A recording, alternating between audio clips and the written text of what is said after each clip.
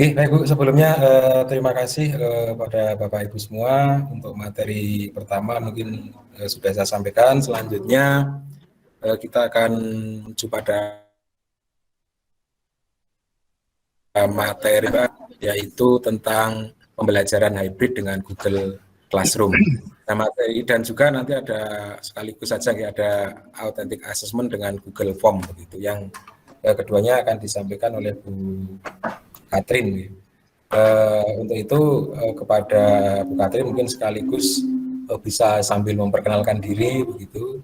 Waktu kami persilakan. Monggo Bu Katrin. Baik, terima kasih Pak Susilo. Bapak Ibu yang sungguh saya banggakan pada kesempatan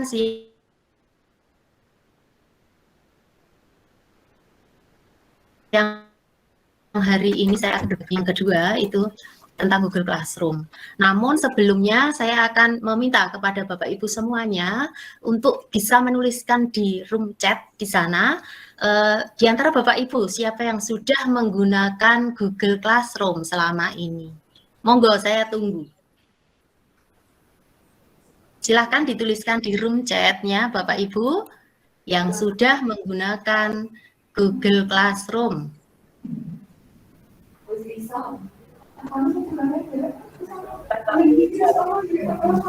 Ya, di sana ada Pak Bu Anggun ya, Bu Anggun, Pak Hartono. Oh, ini tadi ada pertanyaan. Bu Retno sudah, kemudian Bu Liviana sudah, Pak Erian, maaf, Bu Erian, kemudian Bu Erna, Bu Fitri, Bu Triworyani, Bu Tati. Nah, kalau saya lihat ini sebagian besar dari Bapak Ibu sudah menggunakan Google Classroom. Kalau begitu nanti kita materinya bukan dari awal, Bapak Ibu bukan membuat kelas, mengundang siswa, tapi kita lebih banyak berdiskusi pengalaman Bapak Ibu bagaimana menggunakan Google Classroom. Begitu ya Bapak Ibu ya, kita sepakati ya. Jadi selama ini kalau Bapak Ibu sudah menggunakan Google Classroom, mungkin kita akan berbagi pengalaman bagaimana memanfaatkan Google Classroom di dalam pengelolaan kelas kita masing-masing. Baik Bapak Ibu, mungkin sedikit nanti kita ada materi tentang hybrid learning. Hybrid learning, kemudian blended learning, mungkin seperti itu sama atau tidak. Namun sebelumnya saya coba akan share screen lebih dahulu.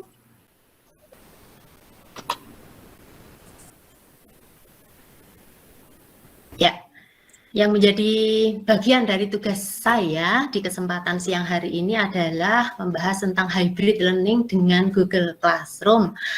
Namun kita akan sedikit membahas apa itu hybrid learning, apakah sama dengan blended learning.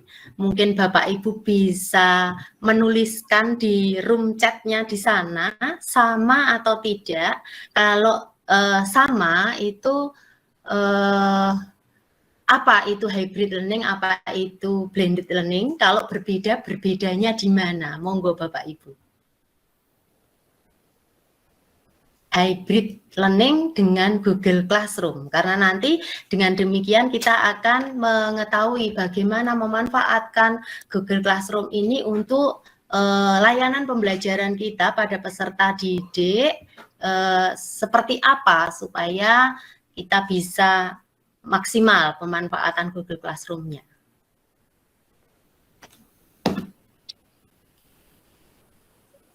Saya akan hentikan dulu share screen-nya. Mungkin di sana Bapak Ibu sudah menuliskan sama atau tidak antara hybrid learning dengan blended learning. Selama ini Bapak Ibu di masa pandemi COVID-19 ini lebih banyak menggunakan learning management system ini untuk pembelajaran hybrid learning atau blended learning, Bapak Ibu? Coba saya lihat chatnya ya Bapak Ibu ya. Beda, betul. Kemudian ada lebih ke blended learning. Beda ya Bu Erian. Kemudian hybrid dan blended learning berbeda. Hybrid lebih ke sinkronus, online tatap muka. Baik Bapak Ibu. Google Classroom contoh LSM, sedangkan hybrid itu sistem pengajarannya. Nah, baik. Kembali saya akan sedikit mengulas supaya nanti kita bisa memanfaatkan Google Classroom ini untuk pembelajaran kita. Maaf Bapak Ibu, ini tadi mungkin sedikit perkenalan ya Bapak Ibu ya. Ini tentang saya mengajar di SMA Negeri 1 Salatiga, kemudian beberapa waktu lalu punya kesempatan untuk membantu di Sekolah Indonesia Luar Negeri di Moskow, Rusia.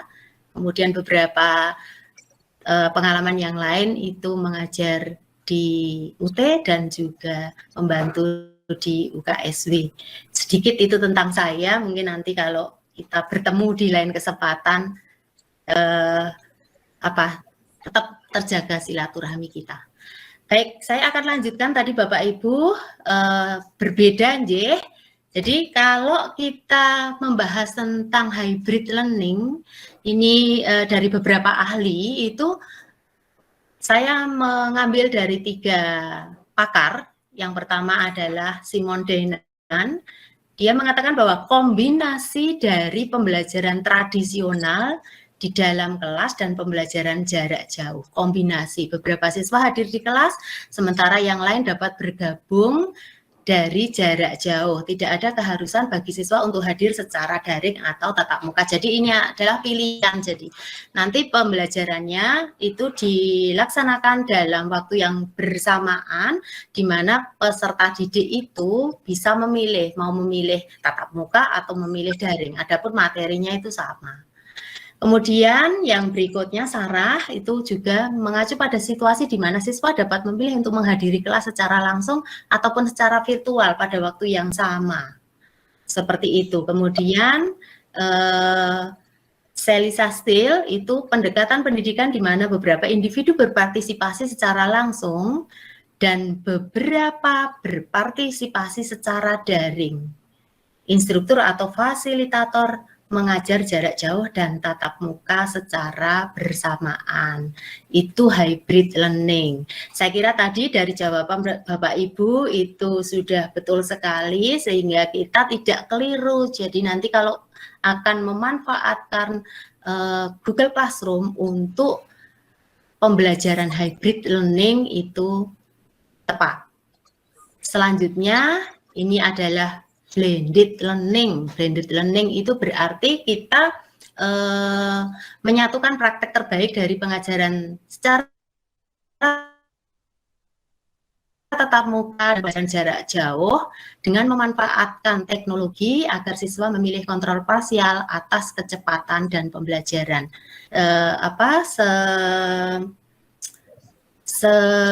Sama dengan ini blended Stepan, Ariel Sigman itu melibatkan sesi kelas tatap muka yang disertai aktivitas online. Jadi ini adalah campuran pembelajaran langsung dan daring. Aktivitas online tidak menggantikan kelas tatap muka, melainkan untuk melengkapi dan membangun konten yang dibahas di kelas, seperti itu Bapak Ibu.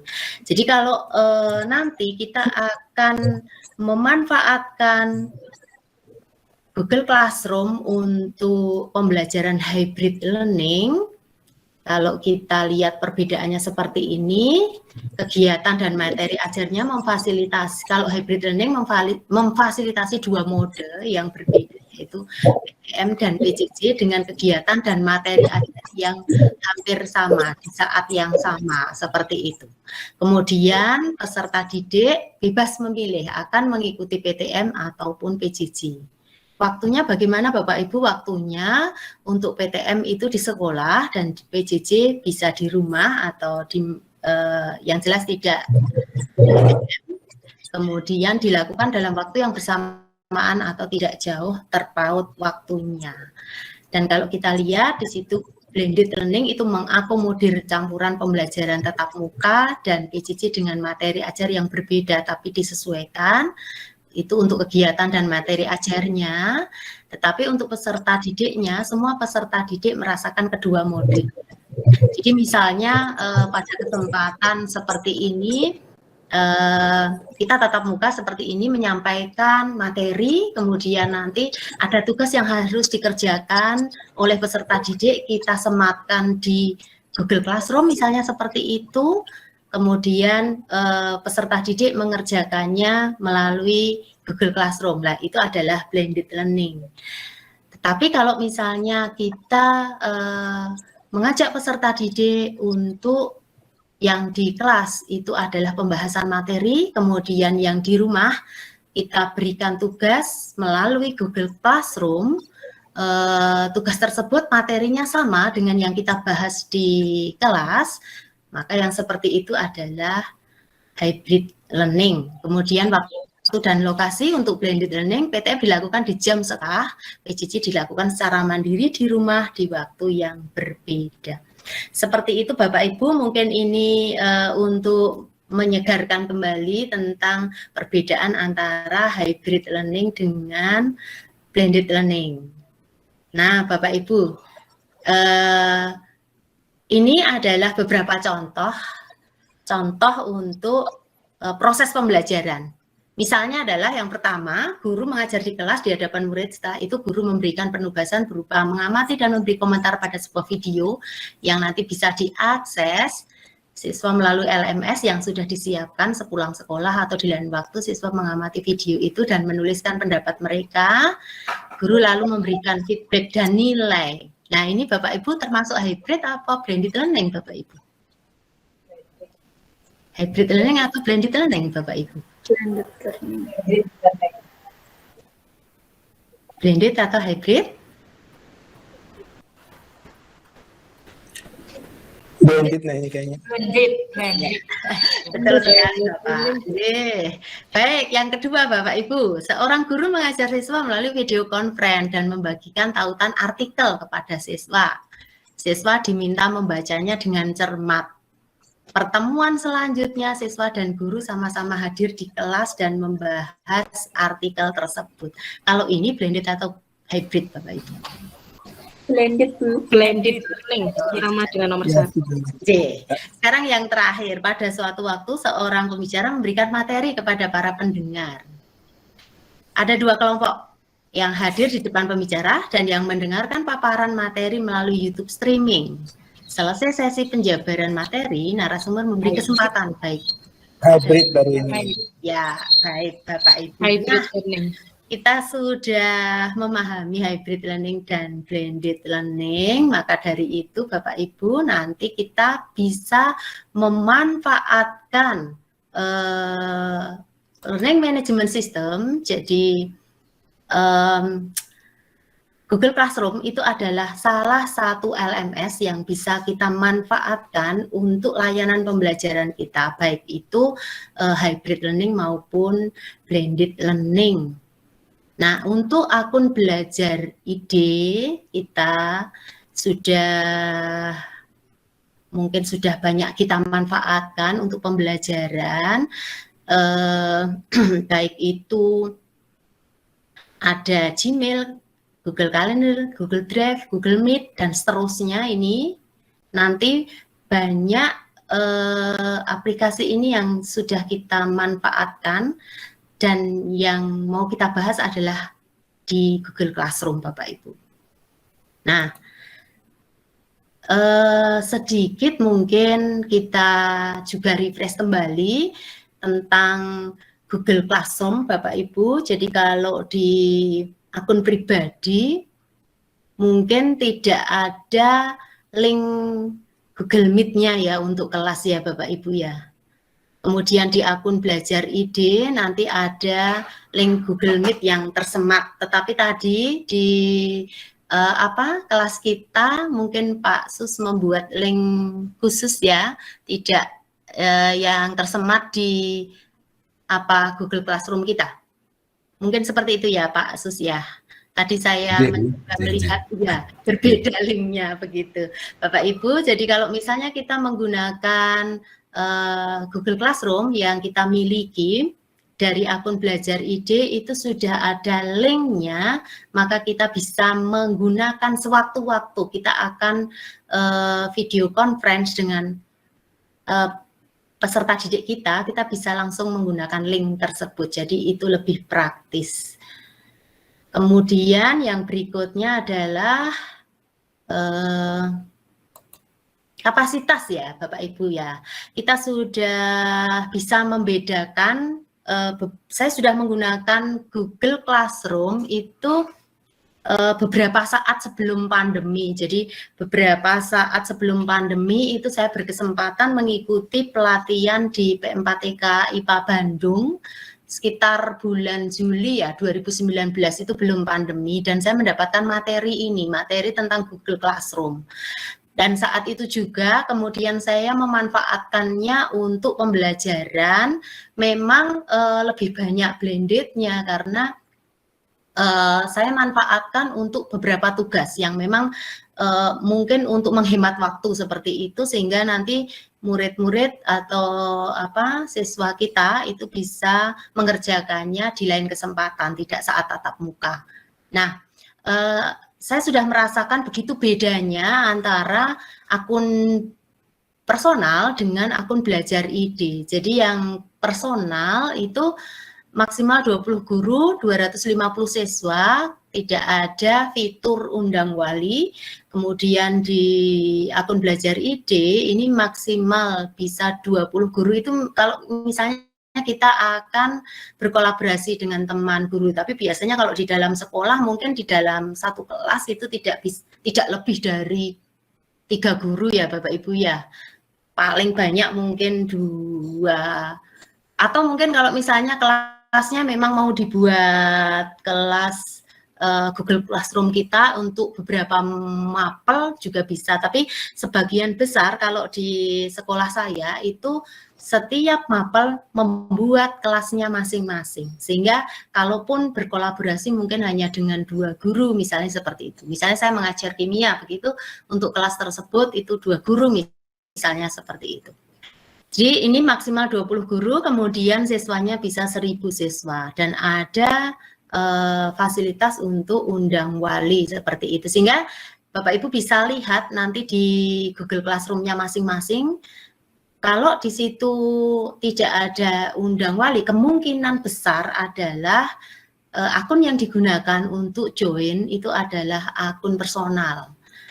Di kelas kita, di Google Classroom kita, tadi saya juga sempat melihat, itu juga ada beberapa yang masih menggunakan akun personal seperti itu.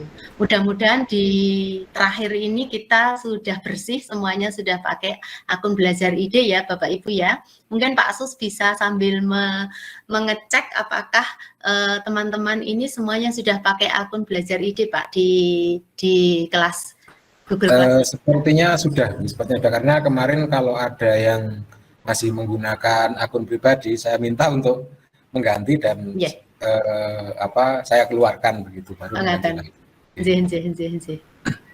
Baik Bapak Ibu, jadi seperti itu tadi sudah kita lihat perbedaannya. Kemudian di akun pribadi tidak dapat import nilai dari Google Form, kemudian tidak dapat mode terkunci Chromebook. Ini saya juga belum mencoba karena juga di sekolah kami belum memiliki fasilitas ini untuk Chromebook. Mungkin nanti teman-teman yang sudah menggunakan Chromebook bisa berbagi pengalaman di forum ini, nggih. kemudian tidak ada cek originalitas. Sedangkan di akun belajar ID bisa import nilai, kemudian ada mode terkunci Chromebook, dan bisa cek originalitas seperti itu.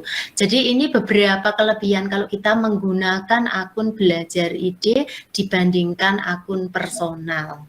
Meski saya juga menggunakan akun belajar ID-nya baru tahun ajaran ini juga, tahun ajaran 2021-2022, sebelumnya itu menggunakan akun pribadi dan sudah beberapa kali ganti akun karena drive-nya langsung penuh karena di masa pandemi beberapa kali tugas-tugasnya itu peserta didik, misalnya ujian praktek, membuat video dan sebagainya. Foto dan sebagainya, betul sekali Bapak Ibu. Jadi kalau mungkin kita bisa meminta peserta didik itu membuat folder sendiri di drive-nya, kemudian nanti link-nya baru kita minta sehingga di drive kita tidak penuh, mungkin seperti itu di kesempatan berikutnya. Jadi di awal-awal mungkin saya sudah menggunakan 2 akun ini penuh dengan tugas-tugasnya peserta didik. Sayang sekali kalau misalnya kita mau buang sehingga buat akun kembali seperti itu. Nah, Bapak Ibu, apa yang bisa kita lakukan dengan Google Classroom? Karena Bapak Ibu tadi sudah banyak pengalaman, kita bisa membuat kelas, kita bisa mengundang siswa dan mengundang wali. Tentu saja di sini mungkin saya bisa tambahkan. Kemudian mengelola kelas dengan berbagai aktivitas, apakah itu nanti kita memberi materi, apakah itu kita berdiskusi, apakah itu kita memberi tugas, apakah itu kita nanti penilaian dan sebagainya. Jadi kita mengelola kelas dengan Google Classroom. Selanjutnya nanti yang berikutnya adalah kita akan praktek ya, mungkin Bapak Ibu ya, praktek atau mungkin sampai di sini dulu materinya sebelum kita praktek. Mungkin ada hal-hal yang mau kita diskusikan lebih dahulu. Saya kembalikan dulu ke Pak Sus sambil saya membuka Google Classroom. Oke, demikian Bapak Ibu, mungkin ini sekilas gambaran tentang Classroom. Google Classroom memang mungkin Bapak Ibu sudah menggunakan semua sehingga tidak perlu disampaikan mungkin bagaimana membuat, bagaimana share link dan sebagainya. Intinya hanya mungkin kelebihan-kelebihan yang dimiliki oleh Classroom dengan menggunakan akun belajar gitu ya. Karena saya kira tadi yang sudah disampaikan benar, jadi ada berbagai kelebihan itu yang tidak ada pada Classroom kalau kita menggunakan akun Google atau Gmail pribadi begitu. Termasuk untuk kegiatan kita, Classroom di kegiatan kita ini juga sudah semuanya sudah, kalau saya lihat semuanya sudah menggunakan akun belajar. Mungkin sebentar bisa saya tunjukkan begitu. Nah, ini semuanya sudah menggunakan akun belajar, jadi sini sudah ada undang wali begitu gitu. Karena kemarin kecuali memang ada yang belum masuk, belum menanggapi itu, Pak. Oke, ada yang belum menanggapi karena mungkin email salah atau apa, mungkin ketika gitu ya. Sebagainya. Oke. Termasuk ini belum menanggapi karena kemarin ketika saya minta mungkin menggunakan nomor WA, ini mungkin nomor HP biasa sehingga juga sulit untuk dihubungi gitu. Nah, masih ada sekitar itu. Sehingga semuanya sudah undang wali ini. Nah, karena kemarin kalau ada Bapak Ibu guru yang mungkin menggunakan akun Gmail pribadi, mohon maaf terpaksa saya pandu untuk bisa menggunakan akun belajarnya kembali. Jadi mungkin saya hapus, bantu untuk menghapus, kemudian saya minta untuk masuk kembali menggunakan akun belajarnya begitu. Oke, saya kira itu untuk tambahan saja. Monggo mungkin bisa dilanjut kembali. Atau Bapak Ibu mungkin ada yang perlu disampaikan, monggo. Mungkin pengalaman Bapak Ibu menggunakan Google Classroom. Baik, Pak Sudadi, silakan. Selamat sore Bapak Ibu semuanya. Sore Bapak. Dulu awal-awal pengalaman ya, saya menggunakan Google Classroom sempat 2 semester ya. Cuma ada hal yang kurang nyaman, terutama ketika melihat daftar nama siswa gitu loh Bapak Ibu. Jadi kami kesulitan mengatur nama siswa supaya urut sesuai abjadnya masing-masing. Katakanlah abjad 1A dan seterusnya lah sampai terakhir itu pokoknya urut itu agak kesulitan. Ternyata untuk membuat urut atau lama banget kan, karena kalah meminta siswa untuk mengubah nama dan sebagainya itu, jadi tetap pada akhirnya juga tidak 100% nama itu sesuai dengan nama aslinya. Jadi apakah bisa di yang belajar ID ini kita mengeset nama siswa sesuai dengan keinginan kita, urut dari abjad A sampai Z gitu. Itu Bapak Ibu, makasih. Oke. Intinya dengan akun Google atau Gmail pribadi, Google Classroom, nama siswa masih acak begitu Pak ya, dan kadang-kadang juga sesuai atau mungkin tidak sesuai dengan nama yang sebenarnya, karena memang siswa membuat emailnya dengan yang aneh-aneh gitu. Mungkin bisa disampaikan. Tapi paling tidak Pak, kalau menggunakan akun belajar ID, karena nama ini diambil dari Dapodik ya. Jadi sudah sesuai Bu ya. Iya, jadi sesuai. Agak lebih bisa kita kontrol seperti itu dibandingkan akun personal Bapak Sudadi. Ya, betul. Ya. Jadi memang salah satu kelebihannya itu, artinya nama siswa atau mungkin nama kita saja sudah ada di sana, sehingga kita tidak perlu membuat urutan kembali, karena tinggal mengurutkan abjad mungkin sudah bisa, atau bahkan mungkin sudah dengan otomatis akan urut sesuai abjad. Seperti tadi yang mungkin sudah saya coba kembali yang tadi yang untuk kelas kita saja, ini dengan akun belajar nih, belajar ID. Nah ini sebentar. Nah ini sudah nama-nama Bapak Ibu ini, sudah nama-nama sudah Bapak urut abjad ya Pak ya, itu ya. Sudah urut abjad ini, sudah urut betul abjad. sekali. Saya harus mengurutkan sudah urut abjad begitu. Sehingga akan lebih, hanya memang untuk nama yang hanya satu kata mungkin di sini masih muncul, maaf ini dua kali gitu, karena itu minimal 2 kata sepertinya begitu. Begitu Bapak. Jadi sudah terjawab ya Bapak Ibu. Kalau menggunakan akun belajar ID jauh lebih teratur dibandingkan menggunakan akun personal yang tadi emailnya anak-anak. Betul sekali itu. Saya pengalaman sampai berkali-kali mengeluarkan peserta didik supaya mengganti dengan nama yang sesuai namanya. Kadang namanya aneh-aneh. Terima kasih. Jadi demikian, ada lagi mungkin sebelum dilanjutkan ke materi berikutnya. Karena tadi sepakat kita tidak usah simulasi untuk ya, mungkin Bapak Ibu sudah sangat familiar, jadi kita hanya sharing saja. Mungkin dari Bapak Ibu selama ini kalau misalnya menggunakan Google Classroom, apakah untuk presensi langsung di Google Classroom ataukah menggunakan Google Formulir yang dikeluarkan di Google Classroom, misalnya seperti J. Kadang-kadang kita bisa langsung pakai di Google Classroom gitu, Ibu. Ya, kita karena bisa mungkin menggunakan untuk ekspor nilai juga akan lebih mudah. Gitu.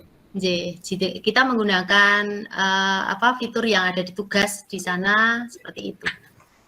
Katanya saya yang harus belajar banyak karena sekolah kami menggunakan Ibu Margareta ini Pak di chat Pak. Oh, di chat.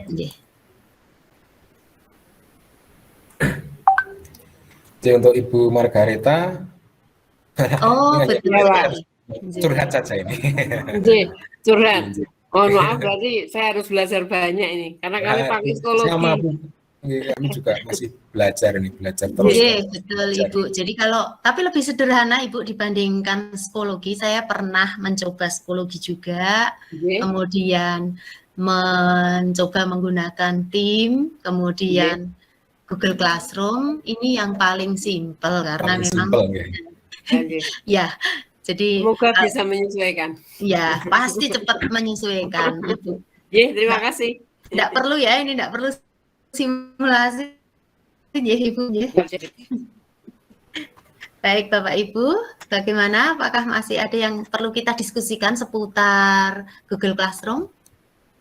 Jadi nanti untuk tadi hybrid learning dengan Google Classroom, maka kadang-kadang kita ya sebenarnya tidak masalah sih kita blended learning dengan Google Classroom. Jadi tadi terminologinya sudah kita pelajari. Kalau misalnya kita mau hybrid learning dengan Google Classroom, maka mungkin ya kita pembelajarannya tatap muka di kelas, materinya A misalnya, maka nanti di penugasan kita di Google Classroom bagi peserta didik kita yang ada di rumah itu dengan materi yang sama, dengan waktu yang hampir bersamaan. Jadi nanti kalau saat peserta didik itu misalnya ini selang-seling ya Bapak Ibu ya, karena kan kalau misalnya 50% yang di rumah 50%, maka di kesempatan berikutnya bukan mengulang lagi materi tetapi masuk ke materi berikutnya. Itu kalau hybrid learning. Jadi kalau blended learning itu semuanya ada yang tatap muka, kemudian materinya itu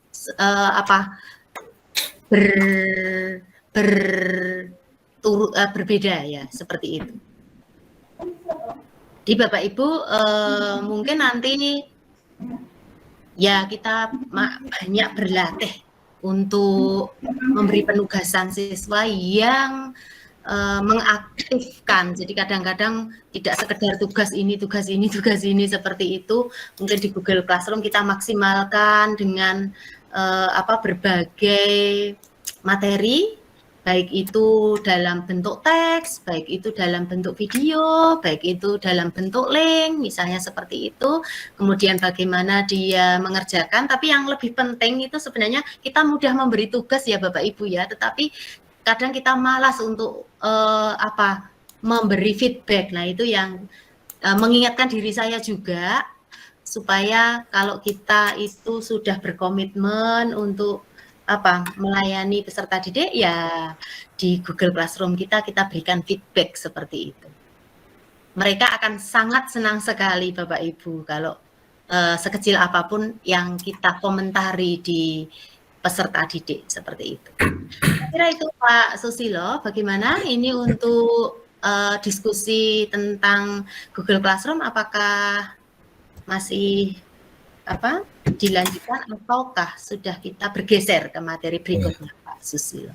Oke, mungkin kita geser saja dulu Bu, barangkali nanti kalau ada pertanyaan lain bisa kita simpan terlebih dahulu untuk kita berikan jawaban mungkin di lain kesempatan gitu.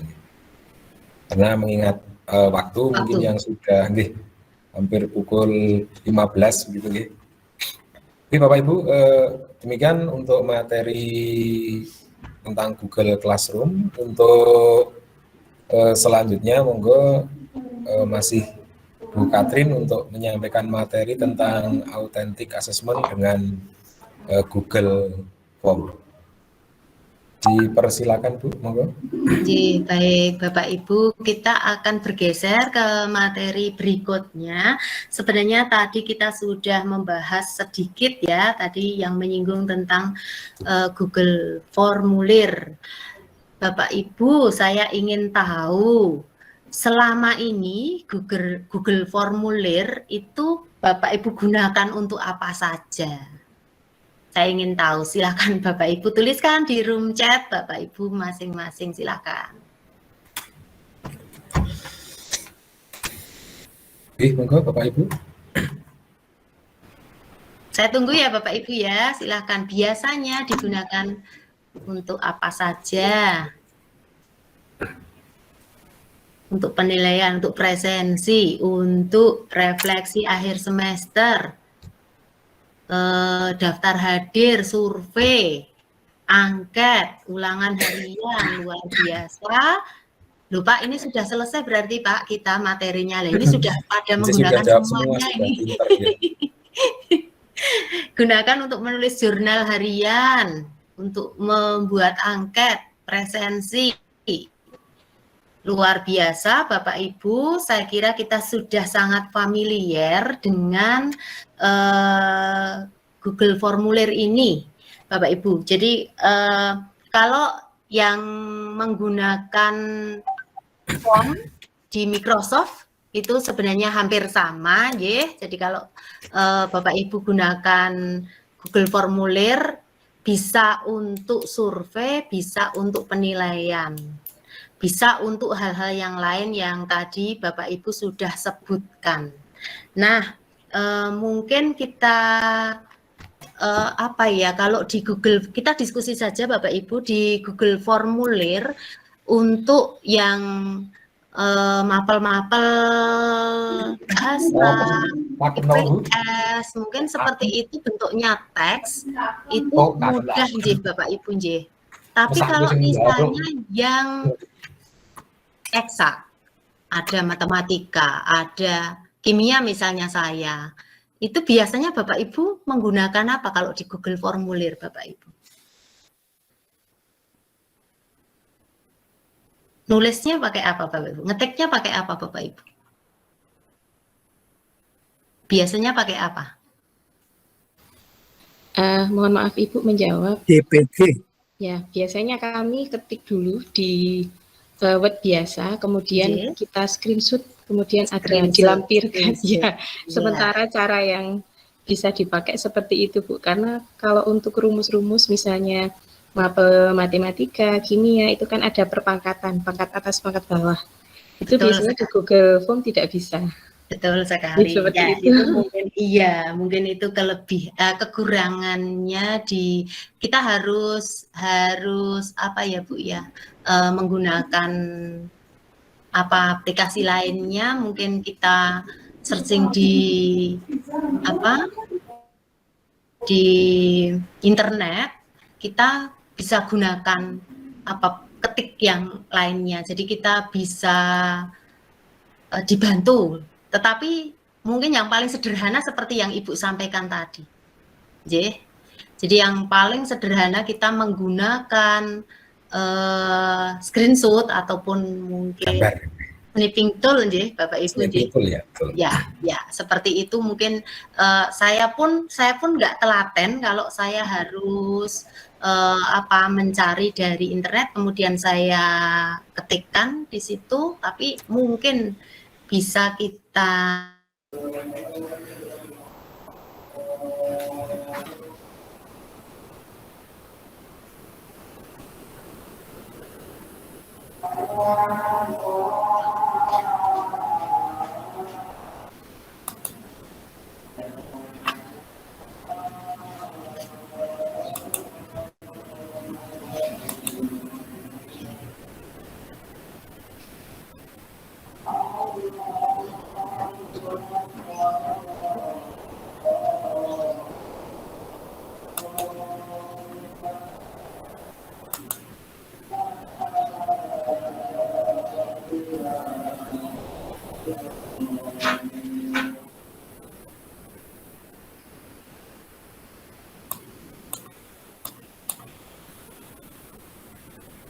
Baik Bapak Ibu, kita akan lanjutkan. Ini adalah tampilan kalau kita membuat formulir, Google Formulir. Sebaiknya kalau kita membuat soal misalnya Bapak Ibu, kita membuka formulirnya itu di Drive. Jadi kita sudah buat folder di Drive kita supaya nanti kalau kita mencari itu mudah. Jadi tadi saya membuat untuk paparan hari ini, saya buat di foldernya adalah bolpen ini tahap 5, kemudian beberapa formulir yang saya buat, kita buatnya dari sini Bapak Ibu. Jadi kita pilih yang for Google Formulir, kemudian kita pilih, terserah Bapak Ibu apakah mau formulir kosong, ataukah kuis kosong, atau dari template.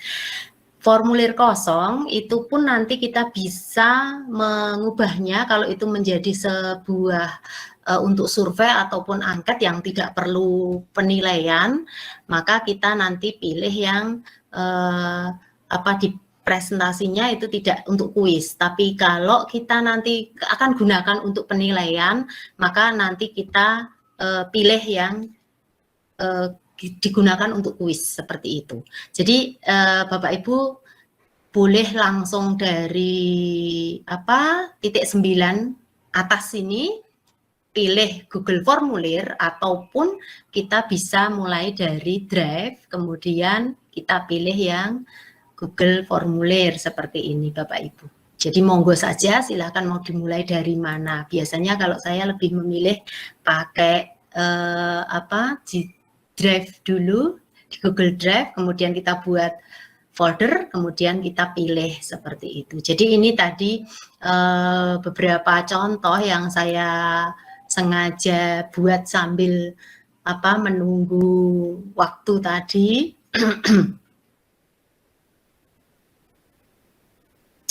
Ini adalah beberapa tampilan untuk Google Formulir seperti yang Bapak Ibu sudah sebutkan tadi, untuk apa saja.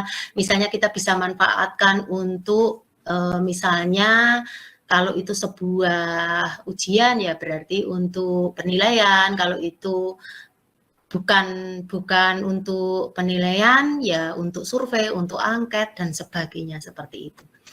Baik Bapak Ibu, tadi di awal tadi ada yang membahas tentang Google Formulir. Kalau ditanya tentang harus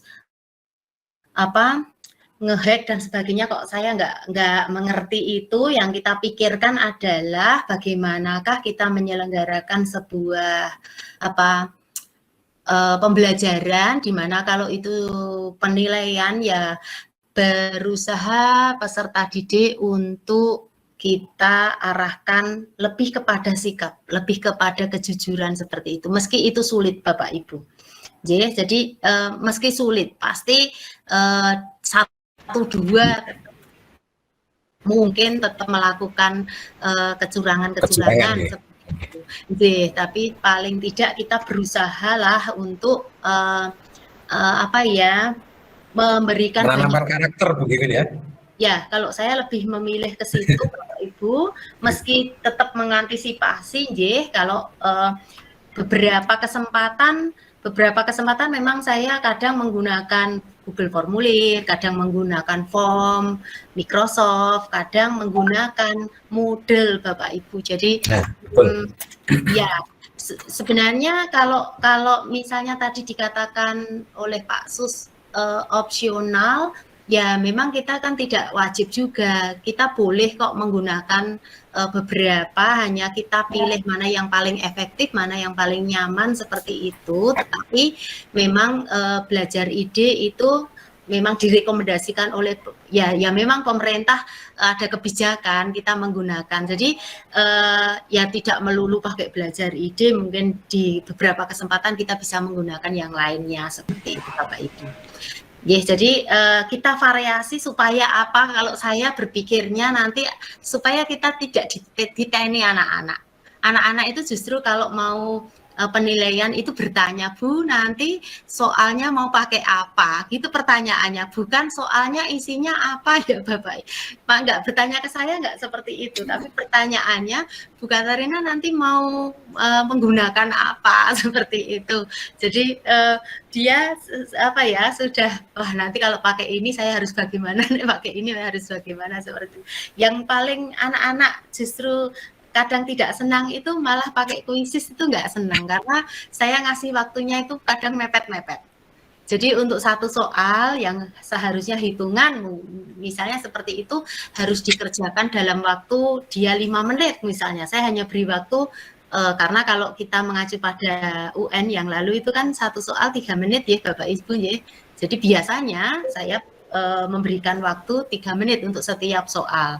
Nah kadang-kadang anak Bu, nggak usah pakai kuisis karena dengan kuisis nanti setiap soal ada waktunya sendiri dan kalau tidak selesai kan harus lewat di soal berikutnya seperti itu. Jadi pertanyaannya di anak-anak itu menggunakan apa seperti itu. Nah, baik Bapak Ibu, tadi kalau untuk Google Formulir kita untuk membuatnya tadi sudah Bapak Ibu mulainya, kemudian kalau sudah ada seperti ini nanti kita bisa membuat mungkin kalau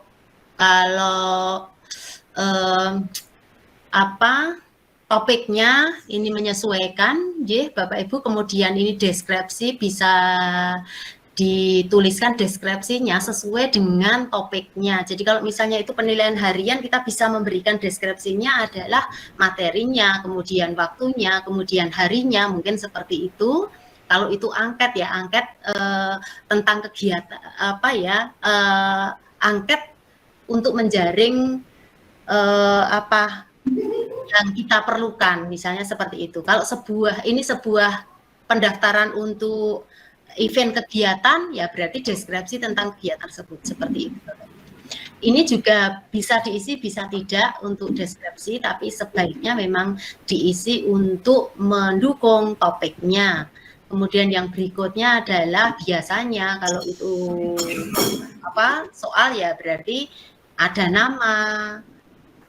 Kalau sebaiknya yang nama lengkap ya kita memintanya, kemudian di bagian sini ada wajib diisi seperti itu karena nama, maka nanti munculnya adalah jawaban singkat seperti itu Bapak Ibu. Kemudian kalau kita meminta tanggal lahir itu Google Formulir otomatis nanti dia akan muncul tanggal seperti ini Bapak Ibu. Kemudian nomor ujian. Nah, ini tadi yang Bapak Ibu mungkin ada yang sudah sering menggunakan, ada yang belum. Ini sebenarnya untuk meminimalisir kecurangan kalau kita menggunakan Google Formulir. Seperti itu karena apa? Karena kalau misalnya formulir ini dikirim ke yang lainnya, mungkin dia lupa nomor ujiannya, misalnya seperti itu, tentu saja nggak bisa masuk. Nah, biasanya saya menggunakan ini, jadi kalau tidak nomor ujian, misalnya apa ya, NIS ya Bapak Ibu kalau di sekolah kita masing-masing, kalau misalnya itu tes tengah semester atau biasanya menggunakan itu. Kemudian yang berikutnya, mana pilihannya Bapak Ibu kalau kita ingin ada seperti ini, maka nanti di bagian sini namanya validasi jawaban Bapak Ibu. Jadi validasi jawaban nanti ini coba saya supaya nanti misalnya seperti ini, terus kita klik validasi jawaban, kemudian kita mau validasi jawabannya apa, ekspresi reguler misalnya, itu kita akan isikan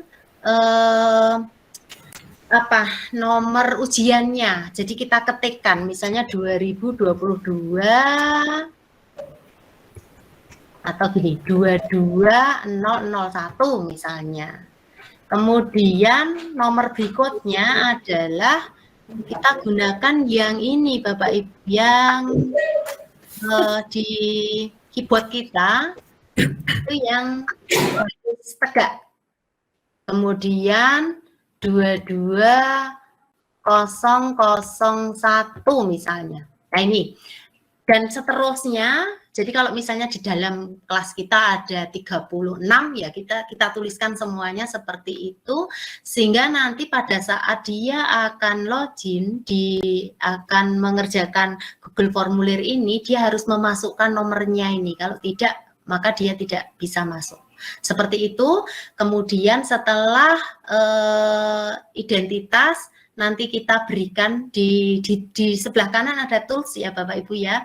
Yang ini ada tambahkan pertanyaan, yang ini ada import pertanyaan. Kita bisa import dari yang sudah pernah kita buat. Jadi kalau kita membuat Google Formulir itu kalau kita sudah pernah buat, kita bisa import pertanyaan. Kemudian yang ini adalah tambahkan judul dan deskripsi. Kemudian kalau misalnya ini bentuknya gambar seperti tadi Bapak Ibu, misalnya soalnya kok ketikanya susah, maka kita screenshot atau kita snipping tool seperti itu, kita bisa masukkan gambar. Kemudian video, kalau misalnya ini sebuah pertanyaannya adalah kita memberi komentar terhadap tayangan video misalnya seperti itu. Kemudian yang ini tambahkan bagian. Jadi kalau kita klik ini tambahkan bagian, maka nanti ada bagian yang pertama ada identitas mungkin, kemudian yang bagian kedua ini sudah masuk di soal atau pertanyaan misalnya seperti itu. Kemudian yang berikutnya seperti biasa ini tambahkan pertanyaan Bapak Ibu. Ini tadi yang saya juga seperti ini Bapak Ibu, karena ini grafik saya bingung harus bagaimana. Oh ya sudah, saya menggunakan gambar seperti itu. Kemudian ini kalau itu reaksi Bapak Ibu, ini kita bisa browsing di internet tentang simbol Bapak Ibu. Nah ini. Nah karena saya kimia, jadi ada superscript, ada subscript, misalnya seperti itu, maka nanti kita bisa pilih ini Bapak Ibu. Nah, terus kita ketik. Cuma saya pun mengalami hal yang nggak bisa cepat seperti itu. Kalau misalnya kita akan gunakan untuk membuat formulir di sini. Jadi ini lama. Tapi itu salah satunya. Jadi Bapak Ibu bisa gunakan simbol yang kita browsing dari internet. Kemudian kita misalnya ini ya Bapak Ibu ya. Tadi apa? Soal saya tadi. Misalnya kalau ini nggak perlu ada angkanya. Misalnya saya ganti saja. Ini karena grafik ini bisa untuk yang lainnya. Misalnya adalah saya ganti H2SO4. Ini kan kita sulit ya ngetiknya. Nah ini kita akan gunakan yang simbol dari sini. Seperti itu Bapak Ibu. Jadi kita gunakan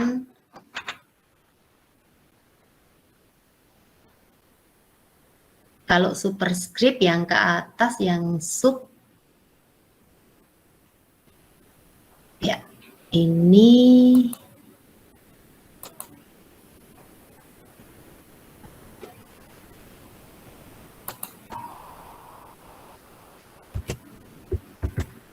ya, seperti itu Bapak Ibu. Jadi kita bisa ambil dari internet, kita tadi SO4 ya, 4 itu sini. Jadi kita copy, kita tempelkan. Nah, seperti biasa copy paste Bapak Ibu. Nah, itu contohnya kalau untuk kimia. Mungkin kalau simbol-simbol yang lainnya juga sama, kita cari simbol-simbol untuk matematika, kemudian yang lainnya seperti itu. Mungkin di antara Bapak Ibu nanti kita bisa berbagi untuk mapel-mapel yang kita agak kesulitan menuliskannya di Google Formulir seperti itu. Nah, ini ya Bapak Ibu, jadi contohnya kita ambil dari internet, terus kita kopikan di formulir kita. Seperti itu, kemudian ini sudah, baik ini akan saya, oh ya ini tadi kita pilihannya bisa beberapa macam ya. Jadi ada tadi yang ini adalah jawaban singkat, ini tanggal, ini nomor ujian yang nanti kita bisa meminimalisir kecurangan peserta didik. Maaf, ini kok berarti 2. Karena tadi 1. Kemudian ini pilihan ganda. Kemudian ini apa ini Bapak Ibu kalau bentuknya seperti ini. Isi ya, isi seperti ini. Dan sebagainya, tentu saja Bapak Ibu sudah banyak pengalaman. Nah, ini coba akan saya kirim ke Bapak Ibu, atau kita tinjau dulu tampilannya seperti apa.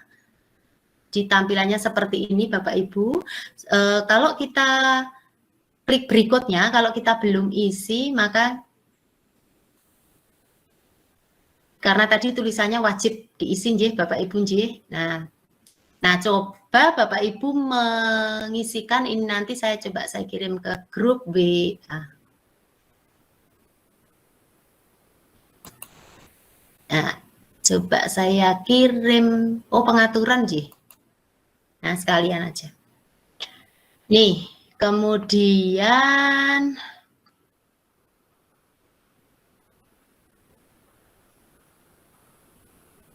kita perpendek, kita salin.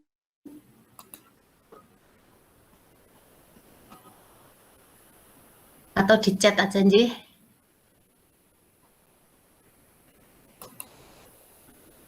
Mungkin saya belum, sambil jalan enggak apa-apa Pak Sus, saya tak ngirim ini, mungkin nanti teman-teman bisa mengisi tampilannya apa yang kita buat tadi.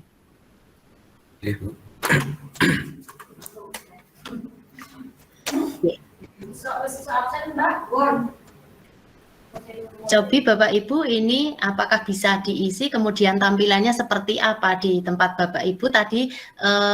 Untuk meminimalisir kecurangan, saya memasukkan nomor ujiannya peserta didik, kita yang memasukkan, kemudian kalau salah seperti apa tampilannya, coba Bapak Ibu bisa mencoba, sudah saya kirim di chat. Ini bisa mencoba.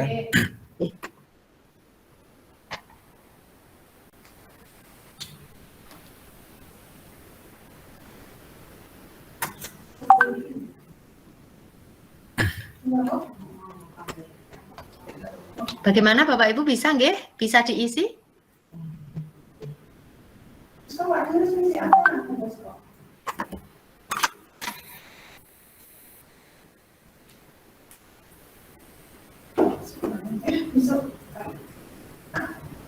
Baik, tadi kalau misalnya tidak tahu nomornya bisa mengisi deh. Bisa mengisi enggak Bapak Ibu? Kalau tidak tahu nomornya tadi, nomor ujiannya. Tadi nomor ujiannya.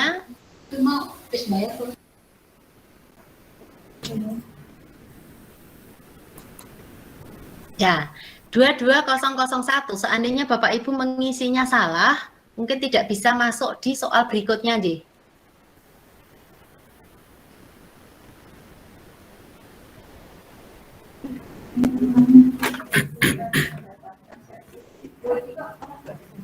Ya, baik, mungkin itu sedikit tips dari saya kalau untuk mengurangi kecurangan. Saya juga nanti akan belajar banyak dari Bapak Ibu. Mungkin kita lanjutkan diskusi saja, Pak Sus. Mungkin demikian paparan dari saya. Demikian Bapak Ibu. Mungkin tadi juga ini sekaligus menjawab pertanyaan terkait dengan kecurangan-kecurangan yang terjadi begitu di dalam dengan menggunakan Google Form. Namun tentunya kita juga bisa mengantisipasi semuanya dengan berbagai cara gitu ya. Termasuk mungkin ya salah satunya kita menanamkan mungkin ya semacam karakter pada anak untuk ya bisa berbuat jujur atau tidak melakukan kecurangan. Mungkin itu sebagai antisipasi yang mungkin paling mudah untuk bisa kita lakukan. Oke, mungkin karena waktu juga ini monggo masih ada satu sesi lagi terkait dengan Google Sheet gitu. Untuk itu monggo mungkin kalau ada pertanyaan atau mungkin kita lanjutkan terlebih dahulu monggo. Atau mungkin kalau ada pertanyaan dulu, satu pertanyaan monggo. Bu Ana Murwati ini mengangkat tangan, monggo untuk bisa mengaktifkan mikrofonnya. Terima kasih Bapak Ibu. Sebelumnya mungkin izin memperkenalkan, saya Bu Ana Murwati dari SMA Taruna Nusantara. Terus terang kalau ke form itu selama ini saya memakainya ya hanya untuk survei gitu. Jadi untuk penilaian tuh karena kebetulan di sekolah kami ada e-learning khusus khusus SMA Taruna Nusantara yang namanya Etarnus gitu. Nah di Etarnus itu kan mungkin kurang lebih sama ya Bu, bahwa misalnya kita input soal, kemudian nanti masuk di bank, kemudian bisa dipakai lagi di penilaian berikutnya, misalnya dengan judul yang berbeda, atau kita hanya ngambil sebagian saja gitu. Tapi kalau pernah saya lakukan itu misalnya gini Bu, saya membuat UH, karena itu kelas ulangannya, misalnya ulangan harian pertama, kemudian kelasnya itu berbeda-beda di jam yang berbeda, Saya buat 2 paket, misalnya A dan B. Setelah itu kan mau saya acak nih. Jadi saya copy, kalau di situ istilahnya di copy. Nah, pada saat yang kopian ini saya edit, di bank soal itu juga ikut berubah gitu, Bu. Yang misalnya ini A kopiannya jadi A1 ya. Nah, saat saya mengubah A1, itu A yang pertama itu juga berubah ternyata gitu. Jadi, untuk mensiasati itu biasanya saya begitu A selesai mengerjakan, nilai langsung saya download dulu, baru nanti A1 mau diacak atau diubah begitu. Tapi kan kadang kita waktu itu juga habis ngajar lagi gitu. Jadi kalau tidak sempat jadi kacau gitu. Nah, apakah tadi yang di Google Form itu misalnya untuk penilaian mengambil dari bank soal, apakah di bank soalnya juga berubah gitu? Atau bagaimana? Terima kasih. Gimana Pak Susilo, langsung J? Baik, Ibu Bu Ana, dari pengalaman yang saya lakukan, kalau misalnya kita buat salinan itu tidak berubah. Jadi yang kita yang pertama itu tidak berubah. Yang kita ubah kan yang salinannya Ibu. Jadi kalau sepanjang yang saya tahu bahwa kalau kita buat salinan, maka yang pertama yang kita salin tadi itu tidak mengalami perubahan seperti itu Ibu. Demikian. Mungkin Pak Ibnu bisa sharing juga seperti itu ya Pak Ibnu ya. Kalau kita punya Google Formulir, kemudian kita copy, kemudian kita buat salinan, maka kita punya yang pertama tadi itu kalau kita ubah yang salinannya kan nggak ada pengaruhnya yang kita salin tadi begitu. Tetap sama gitu. Ngaten Ibu Ana. Hanya mungkin responnya yang sudah mungkin berbeda ya Bu ya. Karena saya juga mikirnya kalau kita di Word, di apapun namanya sudah di copy atau di save as kan, ya yang utama tetap gitu. Tapi ini kemarin penjelasan dari ET-nya karena itu kayak bank soal, terus ini cuman kopnya wadahnya aja yang diganti Bu gitu. Jadi soalnya ya tetap di bank yang sama gitu. Nah tapi kalau yang di form saya memang untuk soal saya belum pernah gitu sih Bu. Ya. Biasanya menggunakan apa Bu kalau di TN? Kalau TN, kalau yang semuanya itu pakai Eternus, itu Moodle Bu, Moodle-nya. Pakai Moodle ya, tapi saya sering menggunakan pakainya formnya Office gitu tuh pernah juga gitu. Tapi ya memang ada plus minusnya sih masing-masing Bu. Ya, makanya tadi seperti di awal saya sampaikan, saya kadang pakai formnya Office, kadang pakainya Google Formulir, kadang Moodle seperti itu, kadang Quizzes, ya kita variasikan seperti itu. Semuanya ada plus minusnya, Ya, terima kasih Bu atas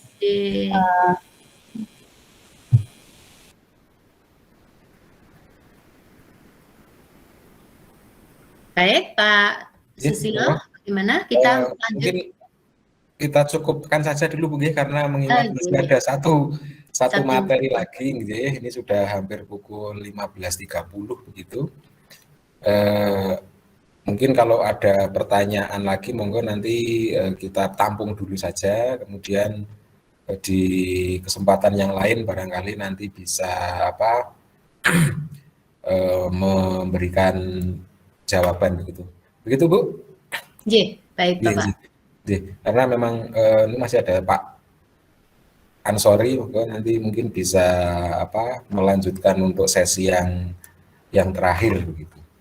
Itu mungkin untuk sementara untuk materi Google Form demikian Bapak Ibu semua. Karena saya kira atau saya yakin Bapak Ibu sudah sering menggunakan sehingga tidak ada kendala yang mungkin cukup berarti begitu. Untuk itu mungkin kita lanjut saja Bu Katrin, monggo waktu saya serahkan kepada Bu Katrin untuk memandu sesi yang terakhir dari saya. Kalau ada kesalahan atau kekurangan dalam menyampaikan, mohon maaf yang sebesar-besarnya. Saya akhiri, Assalamualaikum warahmatullahi wabarakatuh. Waalaikumsalam. Baik, terima kasih Pak Susilo yang sudah moderatori untuk sesi yang kedua dan ketiga. Selanjutnya kita akan masuk di sesi yang keempat. Di hari yang pertama ini Bapak Ibu kita mundur cukup jauh, ya. Tapi ya mohon maaf karena memang ini hari yang pertama. 30 menit ya Pak Ansori ya, untuk materi Google Sheet. Oke. Baik, kami persilahkan waktu sepenuhnya kepada Pak Ansori untuk memaparkan materi kita di sesi yang keempat ini. Silahkan Pak. Oke, terima kasih. Bismillahirrahmanirrahim. Assalamualaikum warahmatullahi wabarakatuh. Selamat sore, salam sejahtera untuk kita semuanya. Terima kasih Bu Katarina dan Pak Susilo yang telah memberikan kesempatan kepada saya, dan saya sangat terhormat untuk bisa bertemu dengan guru-guru hebat yang ada di kelas H ini, ya. Terus terang Bu, saya masih belajar ini. Begitu, oke. Mohon maaf ini tadi koneksinya nggak bagus, ini akhirnya saya pakai kameranya yang mungkin nggak begitu jelas, mohon maaf gitu ya. Baik Bapak Ibu, kalau sekarang tugas saya untuk yang Google Sheet ya, Google Sheet, karena kemarin yang disampaikan ke pembagian itu adalah bukan Google Sheet-nya, tapi mulai dari pengolahan datanya. Berarti akan saya mulai dari hasil dari Google Form ya, dari Google Form, kemudian nanti kita masuk ke Google Sheet ya. Terutama yang berkaitan dengan analisa hasil ulangan. Saya yakin ini Bapak Ibu peserta mungkin sudah pernah menggunakan menganalisa hasil ulangannya yang ada di dalam, terutama tadi kalau saya lihat sudah pernah menggunakan Google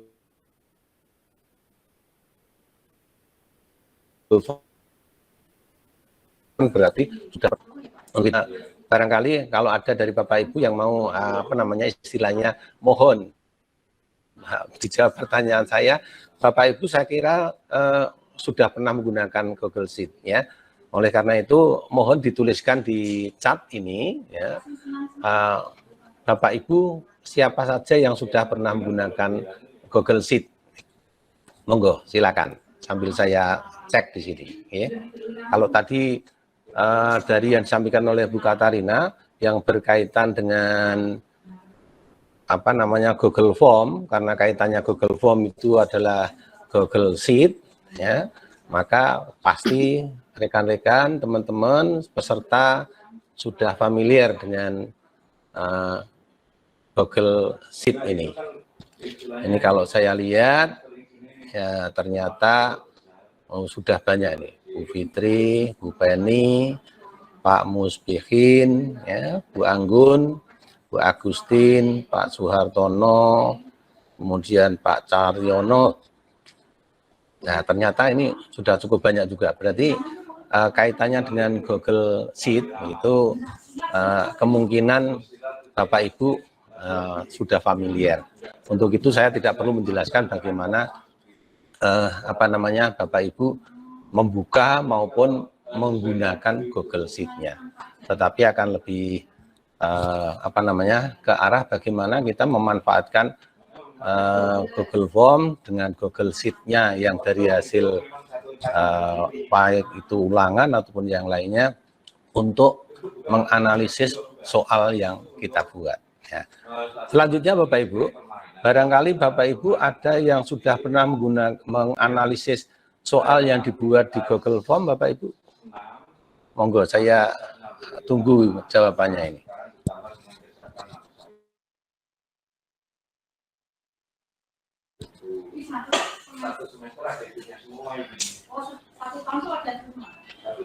Selama ini Bapak Ibu kalau menganalisis hasil ulangan menggunakan apa Bapak Ibu? Monggo.